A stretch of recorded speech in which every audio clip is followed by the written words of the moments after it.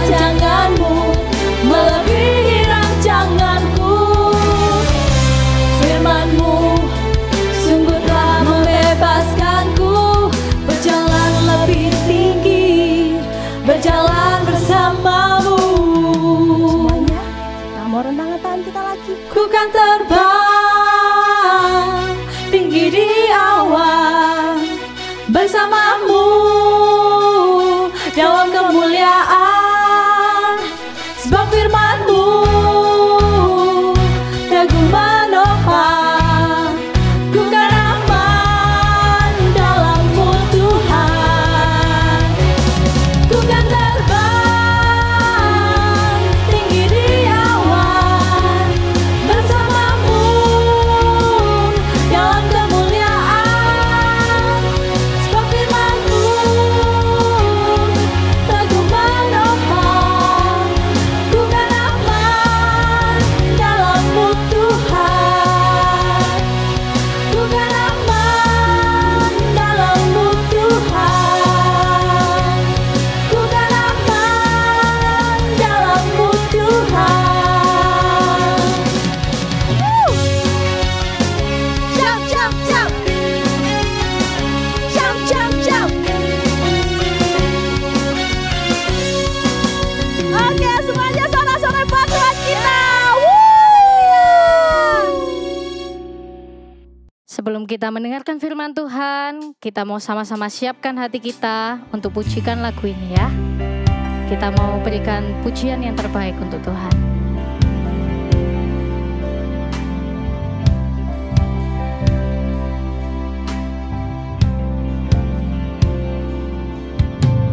Kini ku tahu ku berharga di mata-Mu, Penciptaku yang Kau panggil namaku Tuhan. bagimu ku istimewa.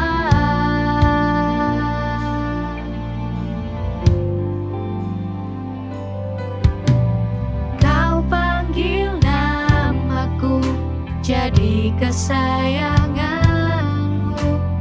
Inilah hidupku, Ini hidupku ku Tuhan. serahkan bagimu, oh Tuhan.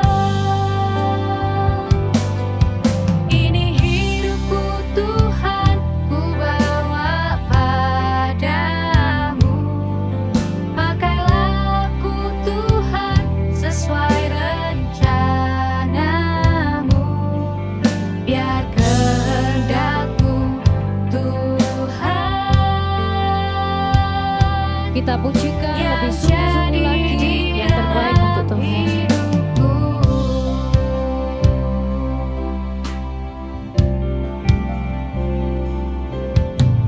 Kini ku tahu ku berharga di mata-Mu, Penciptaku yang mulia, bagimu ku Kau panggil namaku Tuhan. istimewa.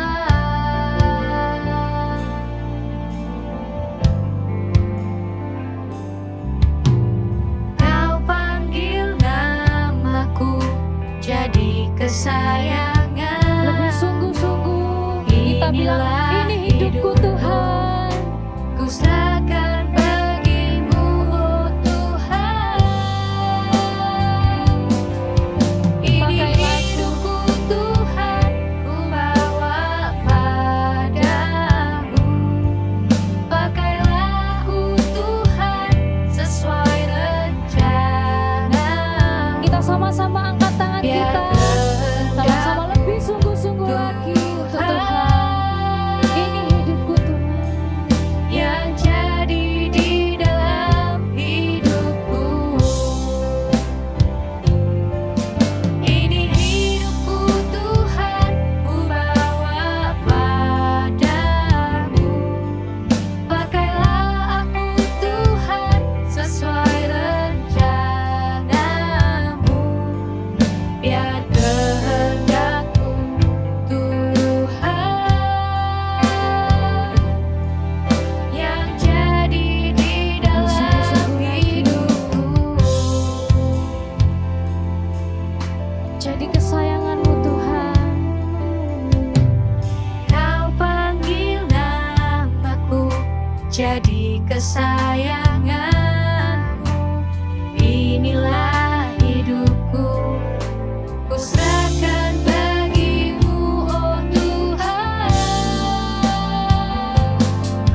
Ini hidupku Tuhan, ku bawa padamu.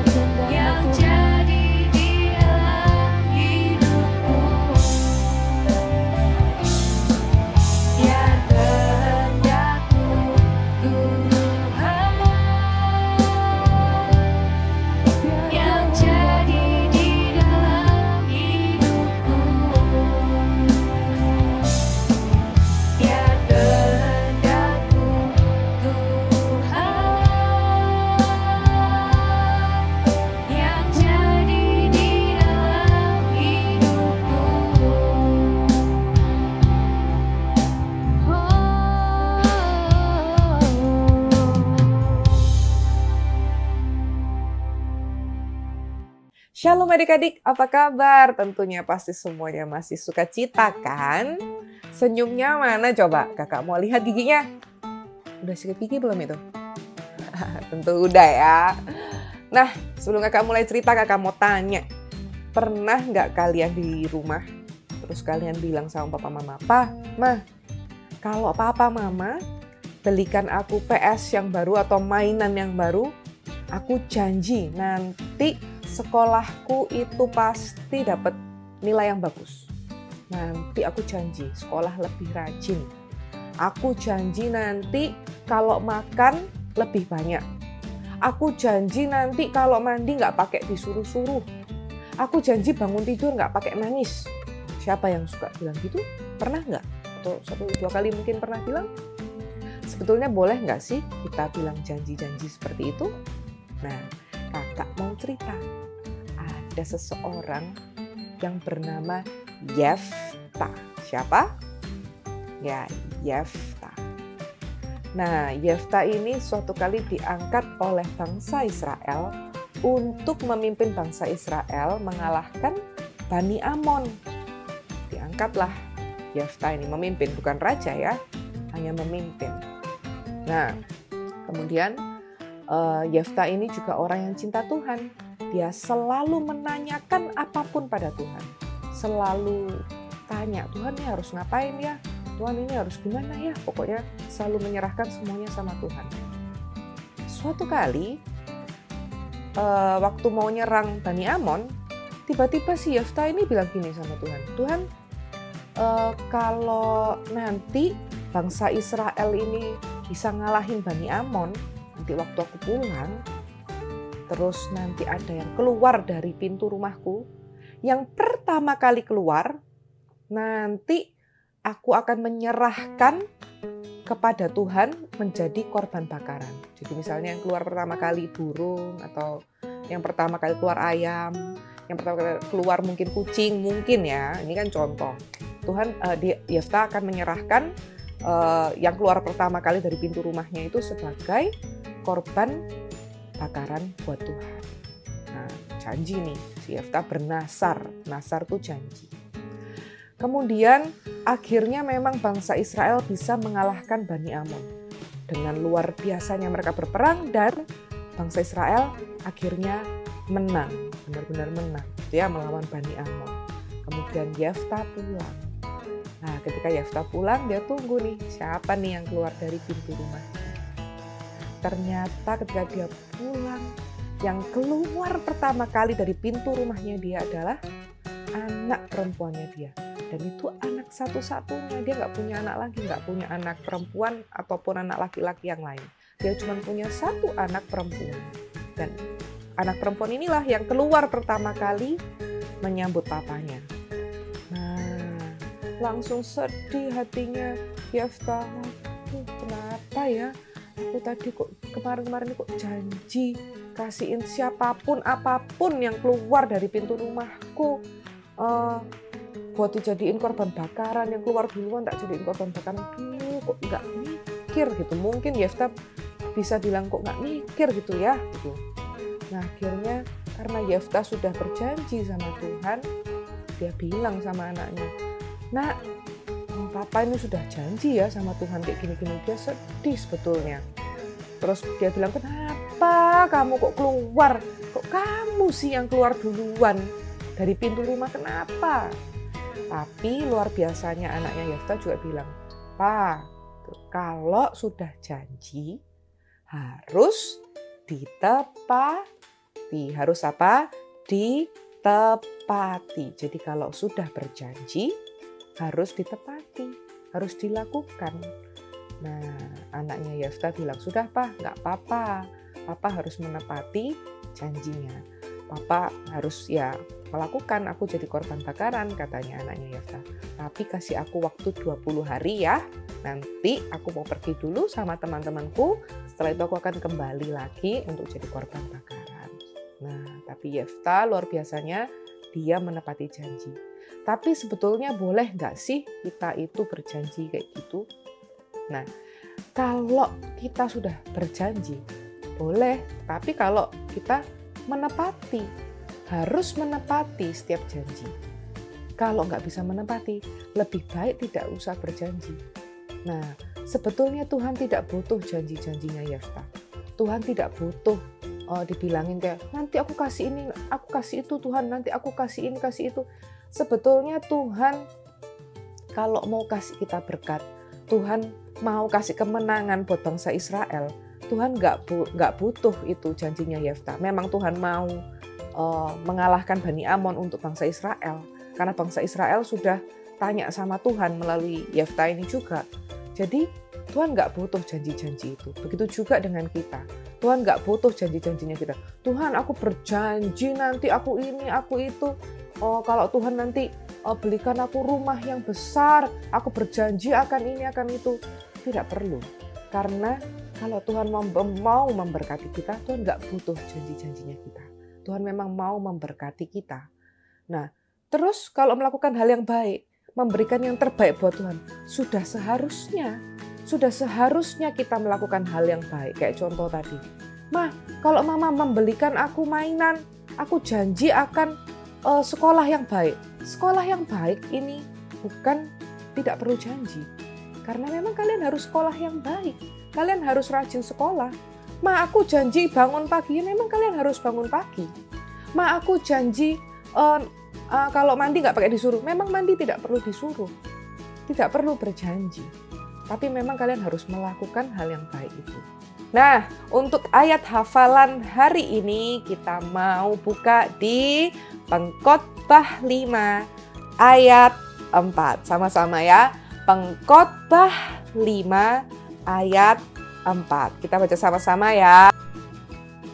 Lebih baik engkau tidak bernasar daripada bernasar tetapi tidak menepatinya. Nah, itu tadi, lebih baik kita tidak pernah berkata janji daripada kita tidak bisa menepatinya. Sampai jumpa minggu depan. Tuhan Yesus memberkati. Shalom adik-adik. Hari ini kembali lagi dengan Kak Agnes. Nah, adik-adik hari ini sudah mendengarkan firman Tuhan kan? Jadi ceritanya tentang Yefta yang mendapati anaknya keluar sambil membawa alat musik. Nah, untuk mengingat firman hari ini, Agnes mau ajak adik-adik untuk membuat aktivitas. Aktivitasnya mengingatkan kita bahwa setiap janji, terutama janji yang kita ucapkan, harus ditepati. Betul banget. Nah, yuk kita nggak lama-lama lagi, kita bikin aktivitasnya sama-sama ya. Yuk, 1, 2, 3. Cus! Nah, adik-adik, ini semua adalah bahan yang akan kita gunakan untuk membuat alat musik tadi. Di sini Kak Agnes menggunakan kotak untuk sebagai bahan dasarnya. Kotak yang dipakai ini kebetulan Kak Agnes pakai kotak bekas minuman atau susu ya. Di sini adik-adik boleh pakai kotak apapun, bebas. Ini ada beberapa ukuran, adik-adik boleh yang kecil atau mungkin yang agak panjang seperti ini, boleh. Kemudian Kak Agnes punya kertas warna putih. Kertasnya ini nanti kita gunakan untuk menuliskan ayat hafalannya. Kemudian ada juga kertas warna-warni. Di sini fungsi kertas warna-warni ini untuk membungkus kotak tadi supaya lebih cantik ya. Kemudian ini juga ada kertas yang lain. Ada mungkin adik-adik boleh pilih warna kesukaannya adik-adik. Misalnya adik-adik suka warna merah atau biru, adik-adik boleh pilih warna biru atau merah atau kuning. Nah, ini kebetulan Kak Agnes adanya warna coklat sama kuning kehijauan. Kemudian nanti Kak Agnes juga pakai kertas warna putih. Ini kertasnya bebas ya, boleh kertas bekas, boleh kertas koran, sedikit aja untuk kita gunakan sebagai pom-pomnya. Kemudian Kak Agnes juga punya tali. Kemudian Kak Agnes juga perlu isolasi. Kemudian lem untuk menempelkan. Terus ada sumpit. Sumpit ini bisa adik-adik ganti kalau adik-adik mungkin punya gagang bambu atau mungkin yang lain. Adik-adik bisa pakai yang tangkainya panjang seperti ini. Nah, ada beberapa alat yang kami pakai. Ada mungkin gunting, cutter, alat tulis, dan peniti. Nah, apa fungsinya peniti? Peniti ini Agnes gunakan nanti ketika memasukkan tali ini ke kotaknya. Gitu adik-adik. Yang pertama, Agnes akan ambil kotaknya ini. Nah, di sini kotaknya sudah Agnes cuci bersih ya. Jadi tidak ada tumpahan susunya lagi. Soalnya nanti kalau ada tumpahan susu atau mungkin tumpahan air, takutnya akan mengotori kertas kalian atau pembungkus kalian. Kemudian untuk dasarnya kita mau lubangin bagian samping-sampingnya seperti ini. Nah, ini Agnes ambil dulu. Kita lubangin dulu ya. Lubangnya kira-kira di tengah gitu. Nah, dilubangin pakai cutter, diputar-putar aja seperti ini. Kira-kira seberapa Kak? Ini adik-adik bisa coba kira-kira sampai tali adik-adik ini bisa masuk ke dalamnya. Nah, kalau dirasa talinya sudah bisa masuk, adik-adik kira-kira lagi untuk sisi yang satunya. Kita lubangi sampai seukuran talinya bisa masuk ya. Nah, ini adik-adik lihat sudah ada 2 lubang, yang sebelah kanan dan sebelah kiri. Oke. Nah, berikutnya kita mau bungkus ini kotaknya supaya kelihatan lebih cantik. Karena mau pilih warna apa ya? Bagus yang coklat atau yang warna kuning ya? Oke, Agnes pilih yang warna kuning aja. Ini Agnes sih pinggirkan dulu kertasnya.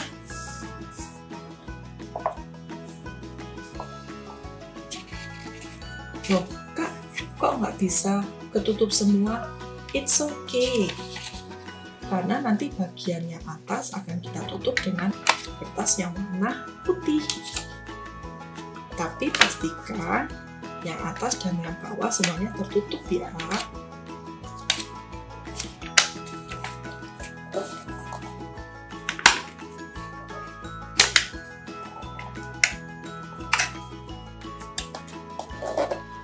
Nah, ini adik-adik boleh adik-adik isolasi atau adik-adik lem. Di sini Agnes akan gunakan isolasi untuk merekatkan kertas bungkusnya dengan karton. Jangan lupa lipat bagian sampingnya supaya lebih rapi.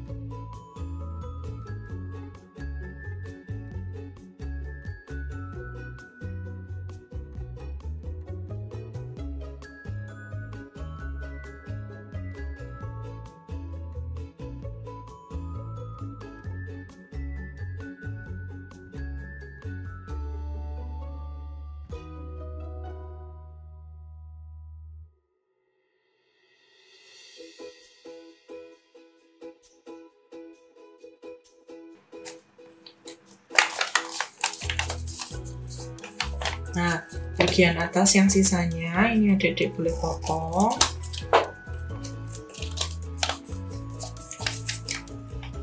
Supaya lebih rapi. Nanti kita bisa lem, kita bisa isolasi.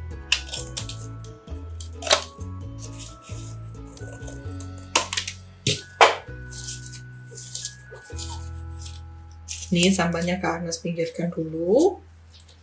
Nah, untuk bagian ini, untuk yang menutup bagian sini, Kak Agnes akan kira-kira ukurannya sesuai dengan yang kotaknya ini. Kak Agnes akan ambil pensil.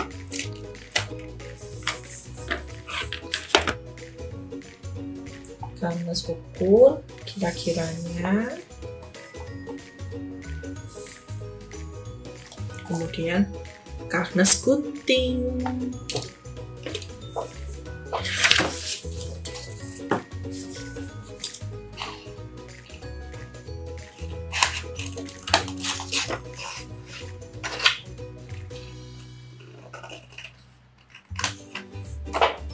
Setelah itu akan Kak Agnes tempel di kotak ini.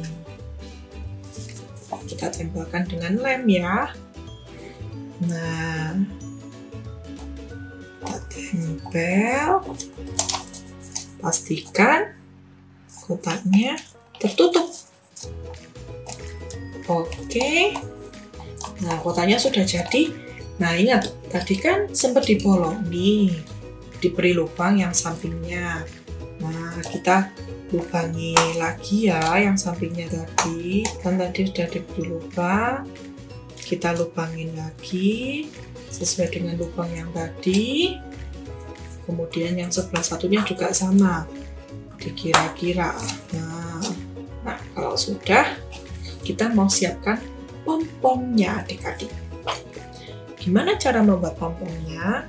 Pertama, adik-adik ambil sebuah tali, kemudian talinya kita masukkan dalam peniti untuk dilewatkan ke tengah-tengah kotak tadi, kotak yang sudah kita siapkan. Nah, di sini hati-hati ya adik-adik, minta bantuan mama atau papa atau ayah ibu, orang di rumah yang sudah dewasa untuk memasukkan penitinya. Nah, hati-hati karena peniti kan benda tajam ya adik-adik ya. Nah, di sini penitinya fungsinya adalah membantu supaya adik-adik bisa mendapatkan sisi yang satunya.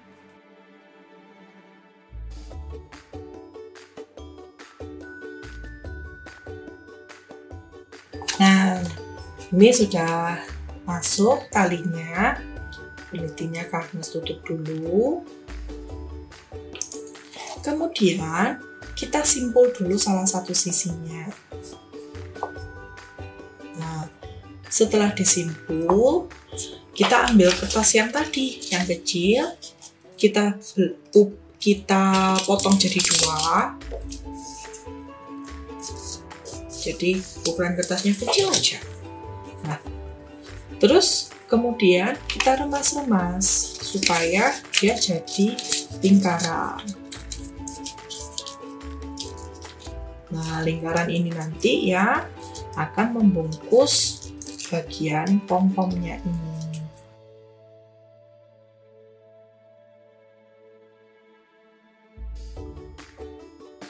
Nah, adik-adik, kalau adik-adik punya manik-manik yang ukuran besar atau mungkin pakai clay, itu juga bisa ya.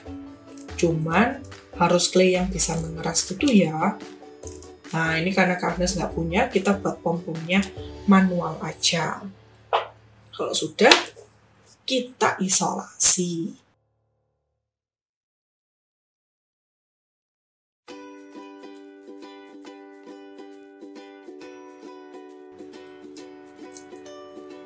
Kita pastikan sampai ininya nggak bisa ditarik lagi talinya. Nah, kemudian mau seberapa panjang ini Kak? Nah, kita ukur kira-kira dia ukurannya gini.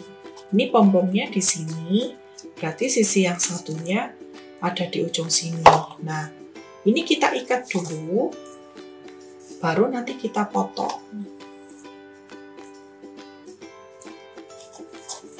Jadi kalau pom-pomnya di sini, ujung yang diikat satunya ada di sebelah sini. Kalau sudah diikat, kita potong talinya, lalu kita ambil kertasnya, lalu kita remas-remas lagi. untuk membungkus yang bagian ini. Nah, kita pastikan ininya juga terbungkus. Kita beri isolasi lagi yang di sebelah satunya, di sisi satunya.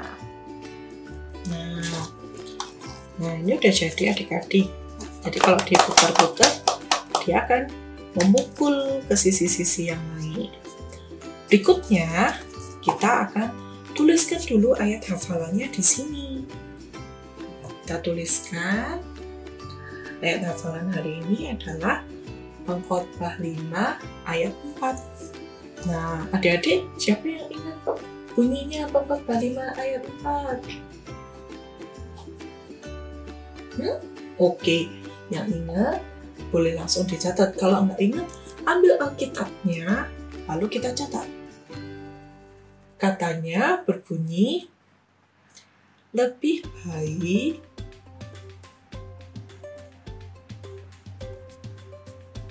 engkau tidak bernasab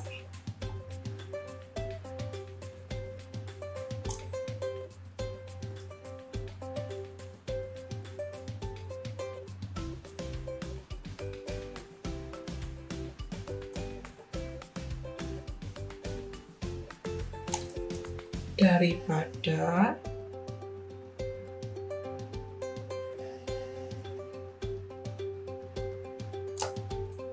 bernasab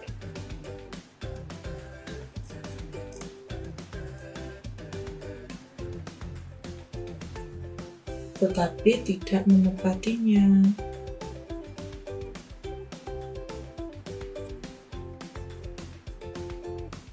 Nah, ini ayat hafalannya sudah Agnes tulis di sini. Kemudian kita perlu satu lagi. Kita akan lubangi bagian bawahnya untuk memasukkan stick ini. Nah, kita kira-kira di tengah ya. Kita lubangin dulu.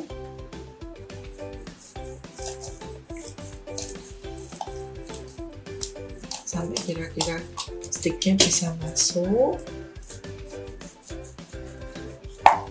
Kalau belum bisa masuk, kita lubangin lagi.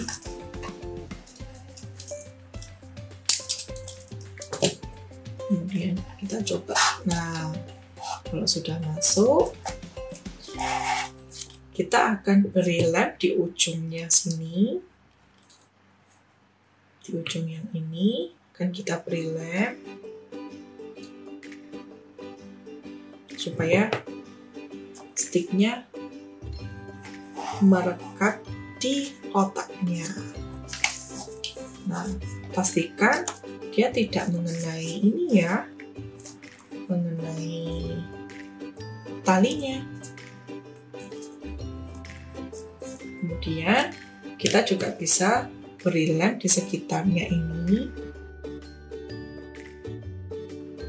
supaya lebih kuat.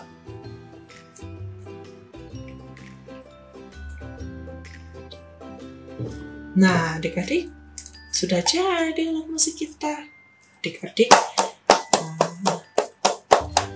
jadi deh. Nah, adik-adik, gimana aktivitasnya? Sudah jadi belum punya adik-adik? Nah, kalau adik-adik sudah jadi aktivitasnya, jangan lupa ya, adik-adik bisa upload di Instagram, kemudian tag Bethany Kids Ministries. Tuhan Yesus memberkati adik-adik. Sampai jumpa minggu depan. Adik-adik, kita sudah memuji Tuhan, kita sudah menyembah Tuhan, dan kita juga sudah mendengarkan firman Tuhan. Diingat-ingat ya, jangan dilupakan firman yang sudah kita dengar hari ini. Simpan di dalam hati supaya itu menjadi kekuatan buat kita setiap saat. Yuk adik-adik, kita mau akhiri, kita mau berdoa sama-sama ya. Terima kasih Tuhan Yesus, Engkau memberkati kami semua Tuhan. Berkati keluarga kami, berkati sekolah kami, berkati semua yang kami kerjakan Tuhan. Kiranya Engkau yang memberkati kami dan melindungi kami semua dan keluarga kami dan orang-orang yang kami kasihi Tuhan. Semua yang Kau percayakan dalam tangan kami Tuhan, kami letakkan Tuhan dalam lindungan tangan-Mu ya Bapa. Terima kasih Tuhan buat Kami Tuhan semakin hari semakin berkenan di hadapan-Mu. Kami mau jadi anak-anak yang menyenangkan hati-Mu ya Bapa. Terima kasih Bapa. Hanya di dalam nama Tuhan Yesus Kristus kami sudah beribadah hari ini. Haleluya. Amin. Sampai jumpa lagi adik-adik. Terima kasih telah mengikuti ibadah Bethany Kids Ministry. Jangan lupa like dan subscribe channel ini ya. Follow juga Instagram Bethany Kids Ministry. Sampai jumpa minggu depan. God bless you.